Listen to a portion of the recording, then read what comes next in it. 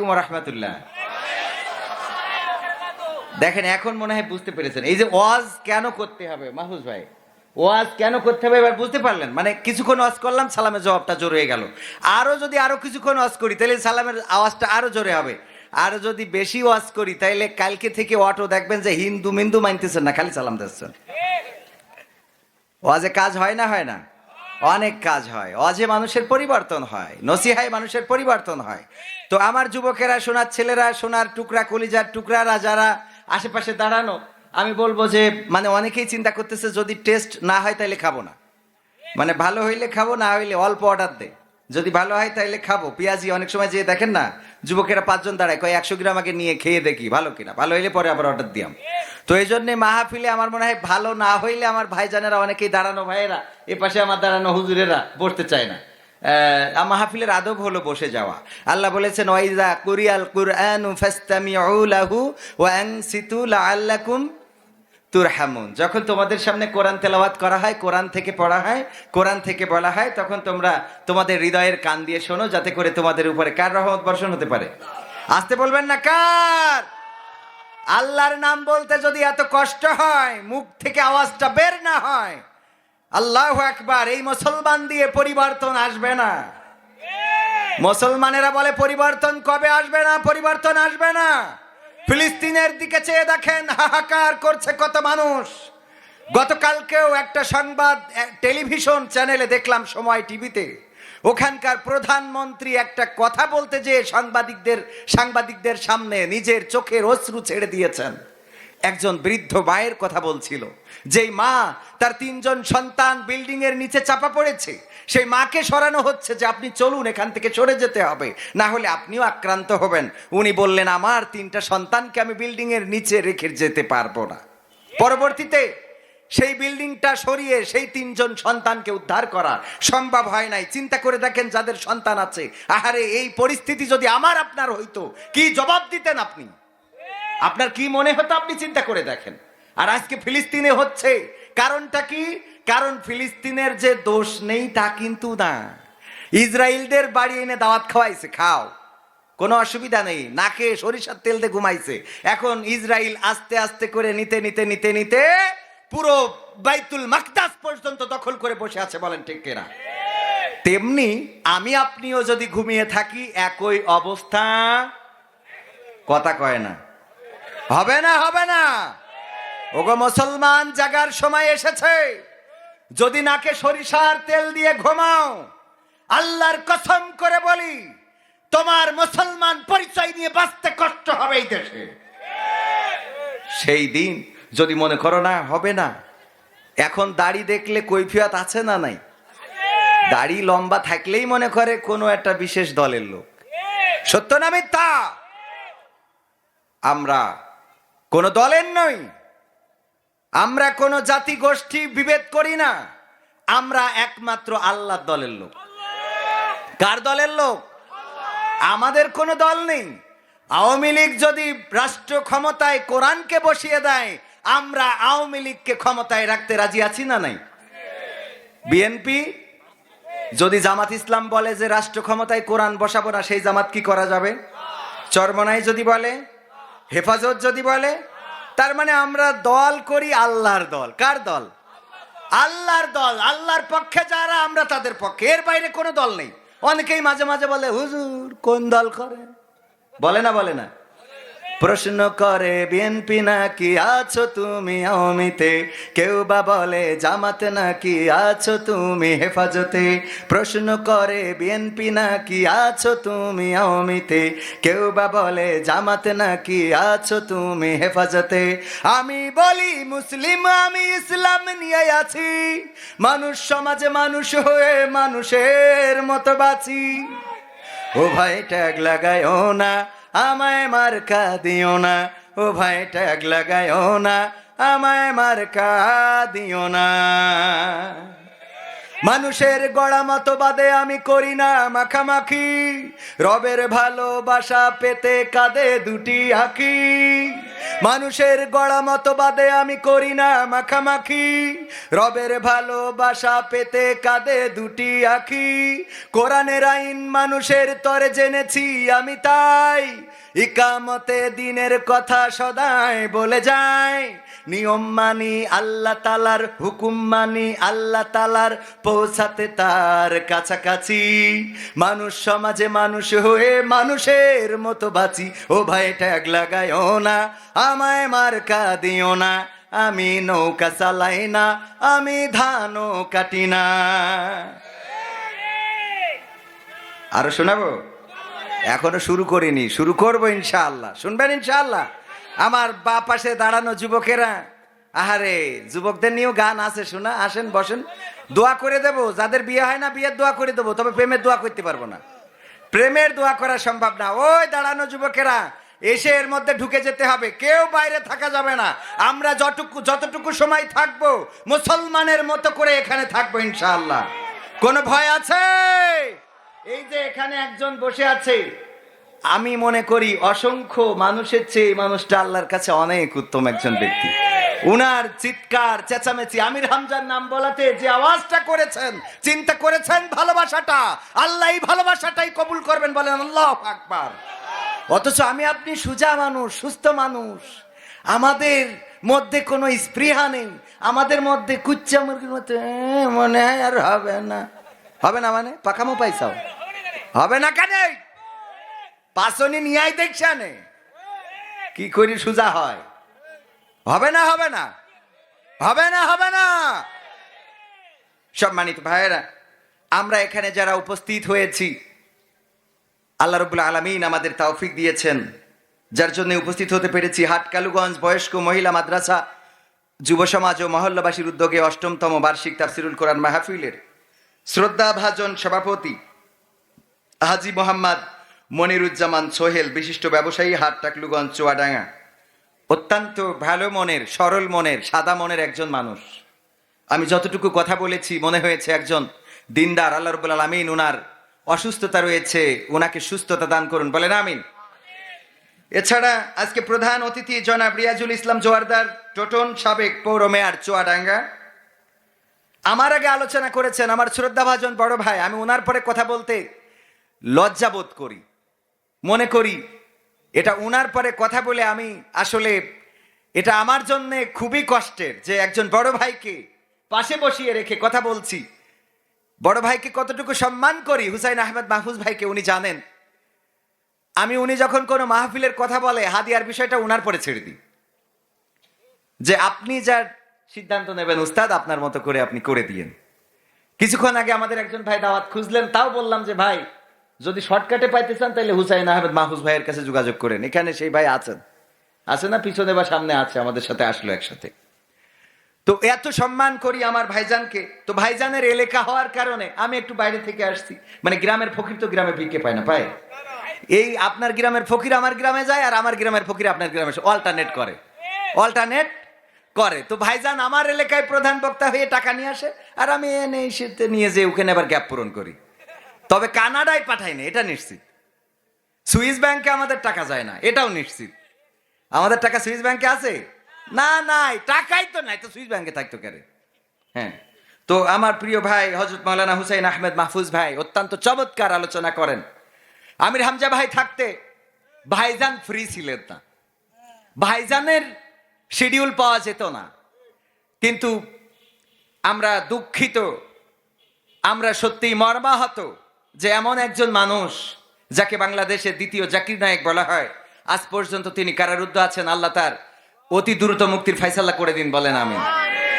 আবার প্রিয় ভাই হুসাইন আহমেদ মাহফুজ ভাই এছাড়া অপেক্ষায় রয়েছেন আজকের মাহফিলের, কি বলবো, মানে কোনো, আমি মাঝে মাঝে যদি উদাহরণ দিই বলি, আমরা হলো আলু ভর্তা, ডিম ভাজি, আলু ভাজি, মাছের তরকারি আর গোশের তরকারি ওয়েটিং এ। হযরত মাওলানা FM জাহাঙ্গীর আলম মাগুরা, উনিও হয়তো বা উপস্থিত হয়ে গেছেন।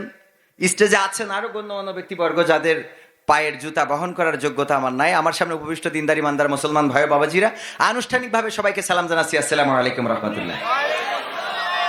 আমরা ইতিমধ্যে শুনতে পেয়েছি যে মহিলা প্যান্ডেল ফিল আপ, মহিলা প্যান্ডেল ফিল আপ, পুরুষ প্যান্ডেল ভরে নাই। মাঝে মাঝে কয় কি হুজুর মহিলা প্যান্ডেলে জায়গা হচ্ছে না। আমি কই যে এক কাজ করেন, এখন অল্টারনেট করেন, পুরুষদেরকে ওখানে দেন প্রজেক্টরের সামনে, আর মহিলাদের এনে দেন।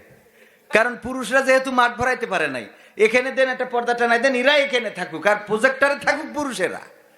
অধিকার ছাড়তে ছাড়তে পুরুষরা এমন একটা অবস্থা, বাজার ঘাটে এখন কিন্তু আর পুরুষরা যায় না, সব বাজার করে কিটা বউ। কয় তোর ভাবি যাইবে না বাজার করে নিয়ে আসবে না। ওরে আমার সোনা পাখি, আছে না নাই? মহিলাদের জ্বালায় বাজারে যাওয়ার কায়দা নেই। অধিকার ছাড়তি ছাড়তি ওরা চাচ্ছিল সমান অধিকার, এমন একটা অবস্থা। মাঝে মাঝে উদাহরণ দিতে যেয়ে বলি যে আব্বা আর ছেলে দুইজনে, আমার হুসাইন আহমেদ মাহফুজ ভাই আর ওনার সন্তান কলা পাকা খাচ্ছে, ওই সময় আমি এসে হাজির। তা ছেলে বলছে আব্বা কবির বিন সামাদের বলো আস্ত একটা কলা দেওয়া যাবে না। তা বলছে তাহলে কি করা যায়? বলছে তুমি অর্ধেক দাও, আমি অর্ধেক দিই। তুমি অর্ধেক দাও আর আমি অর্ধেক দিই, আজ তো কলা কবির বিন সামাদের দেওয়ার দরকার নেই। তো নারীদের অধিকার, সমান অধিকার দিতে যাইয়ে আমরা অর্ধেক দিছি আর সরকার অর্ধেক দিয়েছে, দিয়ে এখন ওরা পুরো আর আমরা মাইনাস। সত্য না মিথ্যা? এই অবস্থা ঘটছে না ঘটছে না? ঘটছে মানে কি? বেকায়দা অবস্থা চারিদিকে। আমি ওয়াজ করি, তাও কবে কত টাকা পাই বাড়ি বোর কাছে কৈফিয়ত দেয়া লাগে। আবার এই কথা বলেছি এই ইউটিউবাররা তেস মেরবানে, এরা আবার এটা যেই ছেড়ে দেয় আমার আবার বাড়ি কৈফিয়ত না, এই কথা ওখানে বললে কেন? এ নিয়ে আবার অশান্তি। মানে এখন তো কোন রকম কথা বলে শান্তি নেই। এক হইল ওই যে এরা তাড়াই আর এক বাড়িতে তাড়াই, এরা আর কি বুঝে নিতে হবে। সময়টা তো বড্ড খারাপ, আপনি তো ভাই সব জানেন, বুঝে শুনে কথা বলে ওয়াজের রীতি টানেন। উস্কানি ফুসকানি মূলক বলবেন না কোনো কথা, এই মঞ্চে রাজনীতি ভাই করবেন না অযথা। আমরাও ভাই কুরআন জানি, মানি মোটামুটি, ঝামেলাতে থাকি মাঝে মাঝে নিয়ে ভোটাভুটি। মক্তবেতে শিখেছিলাম আলিফ বা তা সা, কোরআন হাদিস মোটেও জানি না এমন কিন্তু না, তাই রাজনীতি চলবে না। ও হুজুর রাজনীতি চলবে না, তাই রাজনীতি চলবে না। ও ভাই রাজনীতি চলবে। এবার বলে হুজুর শোনেন, আমিও একবার মাহফিল দিছিলাম, একটা হুজুর আনিলাম ঢাকাতে, সেই হুজুরি কত সুন্দর করে ওয়াজ করিল। আমি বললাম কি ওয়াজ করিল? বলছে অমুক হুজুর ওয়াজ করিল, কত মধুর সুর, কবরেতে গেলে পাবো ৭০,০০০ হুর। আছে না নাই? অমুক হুজুর ওয়াজ করে কত মধুর সুর, কবরেতে গেলে পাবো ৭০,০০০ হুর। অনেকে দোয়া আছে পড়লে কোটিতে সওয়াব, সারা জীবন পাপ করিলেও পেয়ে যাব মাফ। বাপ দাদার নাজাত দিতে করেছি ৪০, আমার বেলায় ৪টা গরু গোয়াল ঘরে পোষা।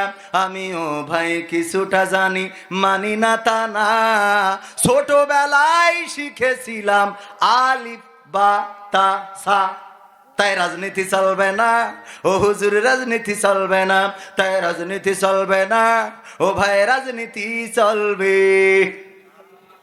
এবার বলছে হুজুর আপনি মনে করছেন আমি ইসলামের আইন কানুন মানি না? তা না, আমিও মানি মানি মানি রে। আমি বললাম কি কি মানেন? বলছে হুজুর শোনেন, মিলাদ করি কিয়াম করি যাই বাবার মাজারে, হয়তো একটু বিড়ি টানি দর্শনার বাজারে।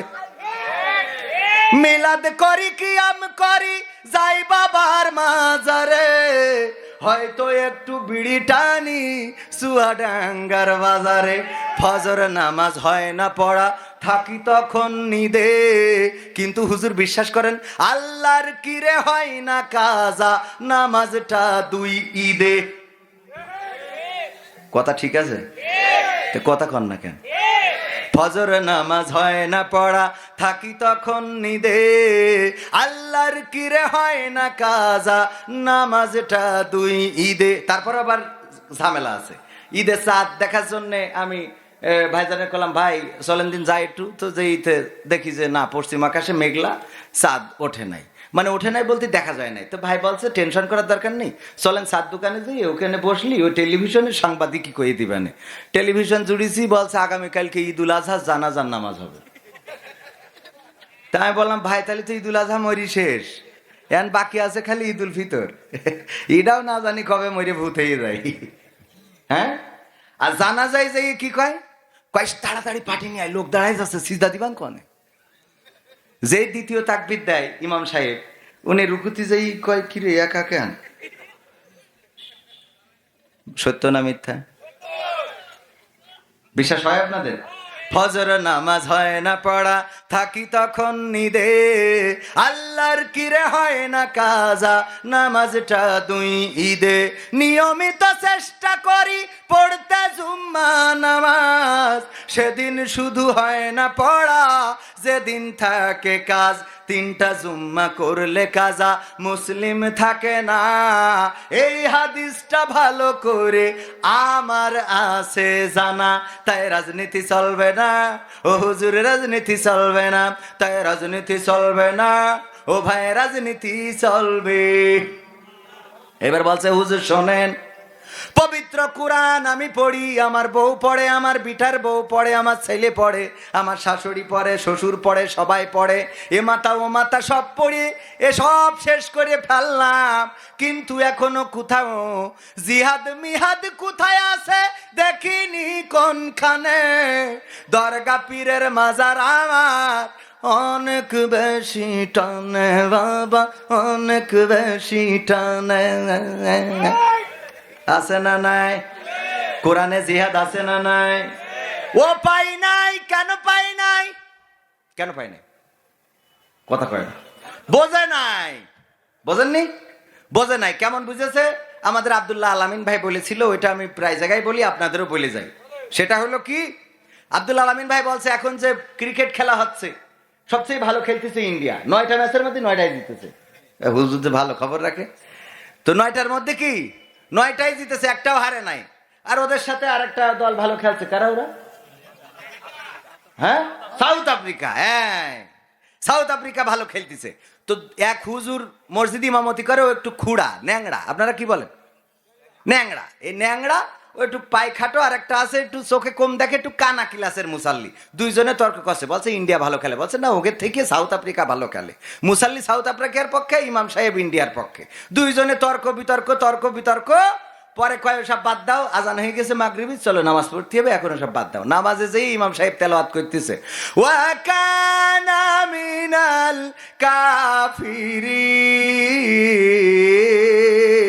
কাফিরিন।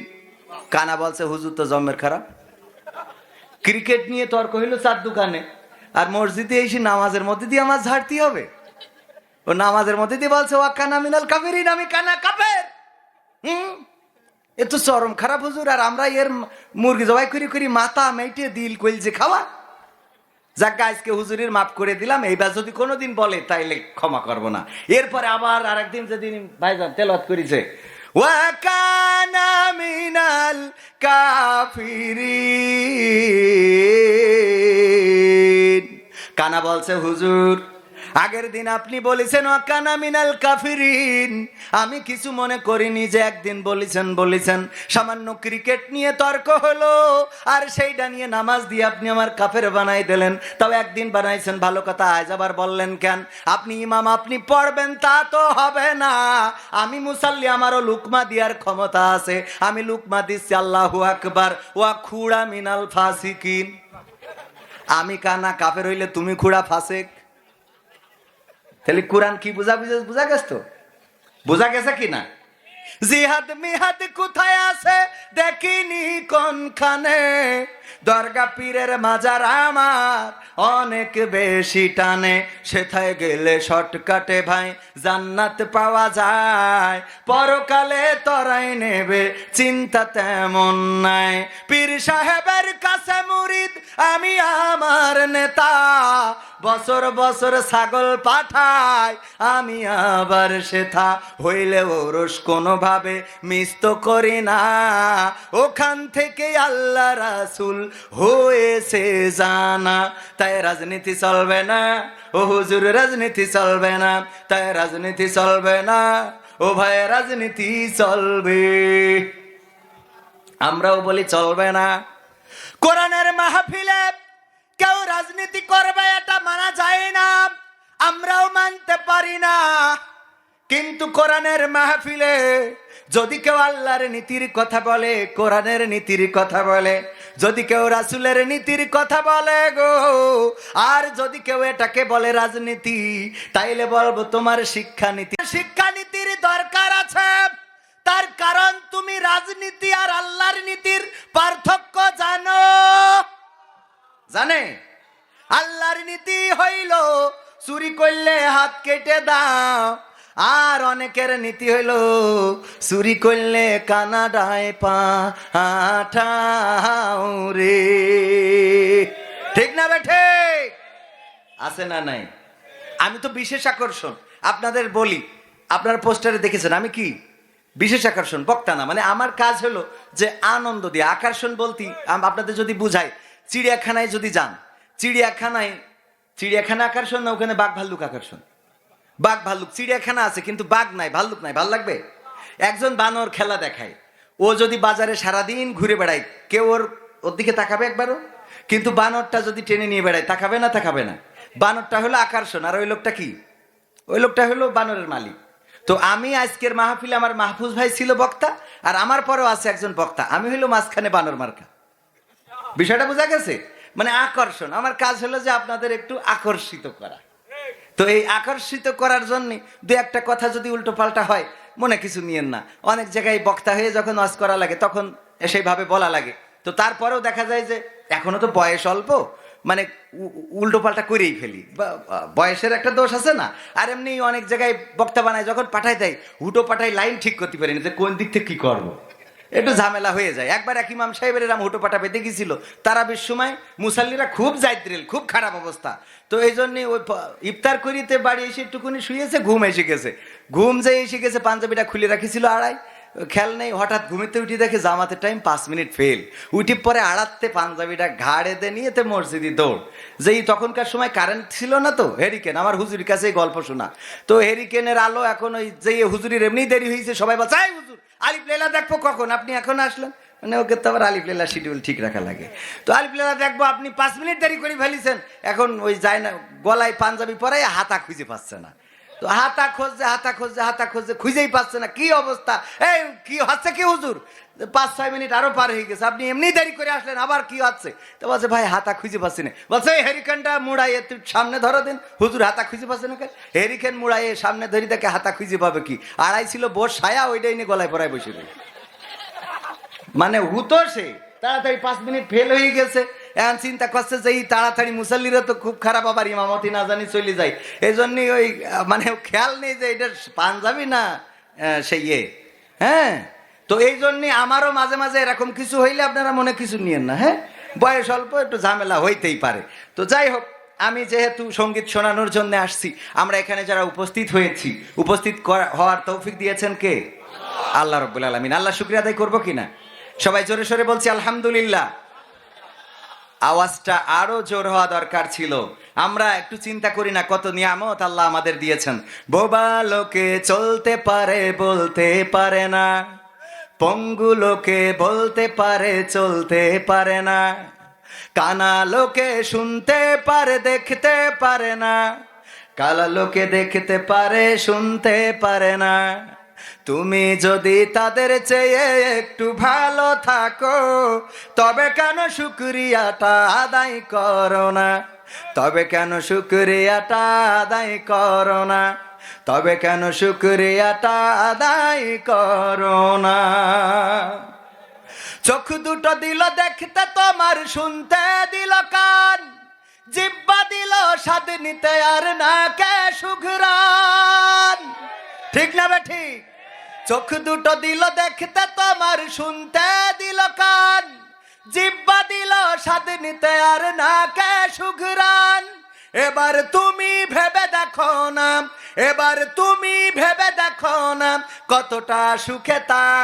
তবে কেন শুকরিয়াটা আদায় করো না, তবে কেন শুকরিয়াটা আদায় করো না, তবে কেন শুকরিয়াটা আদায় করো না, তবে কেন শুকরিয়াটা আদায় করো না।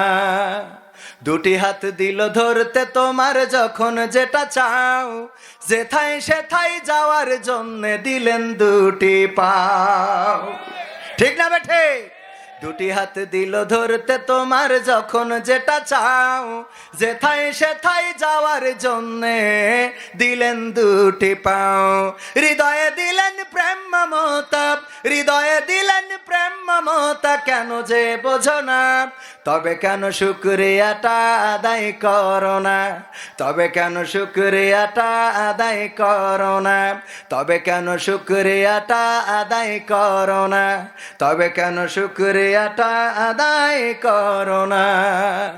সুখের সমাজ গড়তে দিলেন আল কোরআনের বাণী, পথের দিশাই দিয়েছেন নবী, আমরা সবাই জানি। ঠিক না বেঠে?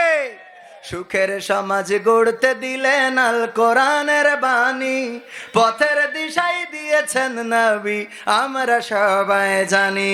শ্রেষ্ঠ নবীর উম্মত মোরা, শ্রেষ্ঠ নবীর উম্মত তোমরা, কদর বোঝো না।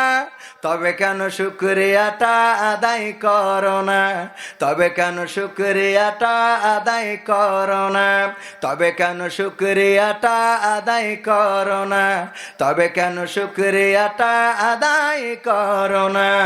বোবা লোকে চলতে পারে বলতে পারে না, পঙ্গু লোকে বলতে পারে চলতে পারে না, কানা লোকে শুনতে পারে দেখতে পারে না, কালা লোকে দেখতে পারে শুনতে পারে না। তুমি যদি তাদের চেয়ে একটু ভালো থাকো, তবে কেন শুকরিয়াটা আদায় করো না, তবে কেন শুকরিয়াটা আদায় করো না, তবে কেন শুকরিয়াটা আদায় করো না। আলহামদুলিল্লাহ বলবেন না? আহারে, কত সুন্দর করে আমাদের সৃষ্টি করলেন আল্লাহ। দুইটা চোখ দিলেন দেখার জন্য, এই চোখ দুইটা না দিলে আপনার সুন্দরী গার্লফ্রেন্ড রে দেখতে পাইতেন না। আপনার যুবক যারা আছে দেখতে পারতা? হ্যাঁ, মাঝে মাঝে কাপড় চুপড় নিয়ে আসলে বা কোনো কিছু কিনলে স্ত্রী বলে তোমার আসলে পছন্দ ভালো না, আমি ওই ফাঁকে মেরি দিই, কই পছন্দ ভালো হলে তোমার বিয়ে করতাম, আমি তো পরিমাণে টেস্ট করতাম। কে পছন্দ ভালো না বলেই তো তোমার নিয়ে আইছি। তো আসলে এই যে মনে করেন চোখ আছে বলে আমরা পছন্দ করতে পারি, আমরা দেখে এটা ভালো এটা মন্দ 100টা 200টা মেয়ে দেখে তারপরে একটা চয়েস করে, এরম আছে না? আরে বাবা, বিয়ের আগে দেখার মোটামুটি একেবারে পরের বাড়ি খাওয়ার ধান্দা না দেখার ধান্দা আল্লাহ জানে। তো এইভাবে মনে করেন যে দেখে শুনে তারপরে বলেন আপনার যাদের চোখ নাই এদের দেখার কিছু আছে বলেন? আমি বলি একজন চোর যদি চুরি করতে যেতে হয় তাও তার আল্লাহর শুকরিয়া আদায় করে যেতে হবে, আবার চুরি করে এসে আল্লাহর শুকরিয়া আদায় করতে হবে। কেন? কারণ এর যদি চোখটা না থাকতো তাইলে ওর পাঠাইছে ছাগল চুরি করার জন্য, গইলিতে চুরি করে দড়ি বেঁধে এনে থিয়ে দিয়েছে, সকালবেলা চোরের মাহাজন দেখতে যে ছাগল কেউ কুত্তা ধরে এনেছে, কারণ চোখই তো দেখতে পায় না। তো কুত্তার গলায় দড়ি পরালি টের পাবে বলেন? অথবা পথে ছাগল নিয়ে আসছিল আর একজন খুলে নিয়ে কুত্তা গলায় পরাই দিয়েছে, টের পাবে? পাবে না। দুইটা হাত দিলেন, পা দিলেন, চোখ দিলেন, কান দিলেন, দেখা বলা কথা বলার শক্তি দিলেন। এই যে কথা বলার শক্তি দিয়েছে বলেই আপনারা এখানে বসে আছেন। যদি আল্লাহ শুধু সব দিয়েছে, চেহারা সুন্দর, সুরাত, কিন্তু কথা বলার শক্তি না, এসে যদি বলতাম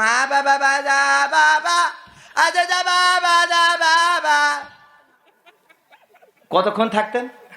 বলতেন এর এমনি আগের সময় যে রাগ গান ছিল না, রাগ মানে শুনলেই রাগ ওঠে, আছে না নাই? ওই গানের নামও রাগ।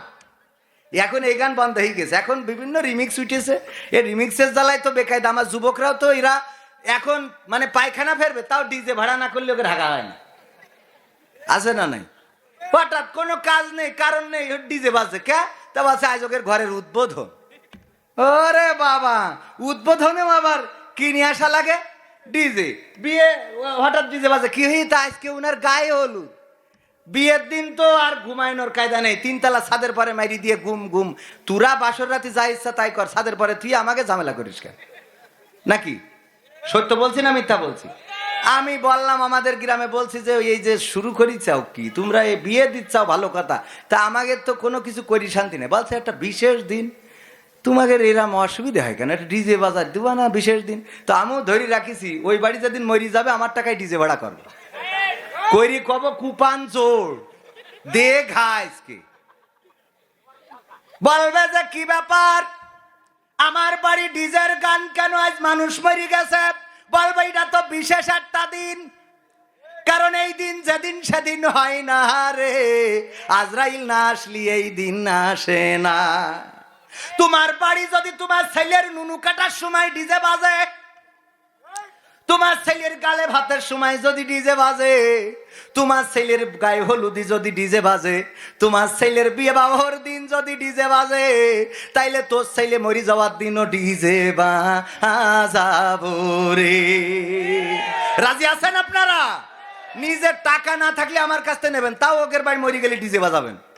দরকার হলে ওর কবরে একটা লাগাই দিয়ে আসবো, কবর মাইক একটা থাক, কুপান জোড় আর ফেরেস্তারা এসব কুপান জোড়বে, বাজনার তালে তালে কসু। হ্যাঁ, এই ঝামেলা ফেসাদ আছে না নাই? কয় দিকি আবার এই কথাগুলো বললে এক দলের খুব রাগ হয়ে যায়। সেদিন পাবনায় আমার মাহফিলে হুলুস্থুল বাদাই দিল, কয় হুজুর ওয়াজ করেন কেন, কি হয়েছে? কয় আপনি এইসব বলতেছেন, এইসব সেই সব এই সেই ইত্যাদি ইত্যাদি। তো এই সব তো আমি তো এইসবই বলি। আমি বলছিলাম যুবকদের কথা, টিচারদের কথা, যে আজকালকার ছাত্ররা যদি স্কুলে যায়, টিচাররা যদি শাসন করে, অভিভাবক যে টিচাররে ধমক দেয়, এই আমার ছেলেকে আপনি বকা দিয়েছেন, মেরেছেন, আপনি জানেন আমি কে? আমি অমুক সরকারি দলের অমুক লোক। হ্যাঁ, আছে না নাই? পাওয়ার যেমন সেমন। আর এক দল যেই বলে আমি বিরোধী দলের অমুক, এই বললে টিচার। আমি নিজেই তো শিক্ষক, আমার স্কুলে আমি তো বুঝতে পারছি কি অবস্থা। শাসন করার কোনো কায়দা নেই। এই ছেলেগুলো নষ্ট হয়ে যাচ্ছে, খারাপ হয়ে যাচ্ছে, আর খারাপ হয়ে যখন একেবারে নেটওয়ার্কের বাইরে চলে যাচ্ছে, তখন এসে কয় হুজুর একটু দোয়া করি দেন। কে? আমার ছেলে কথা শোনে না হুজুর। কথা শুনবে কি? তেজ তো আগেই মেরে থুই চাও।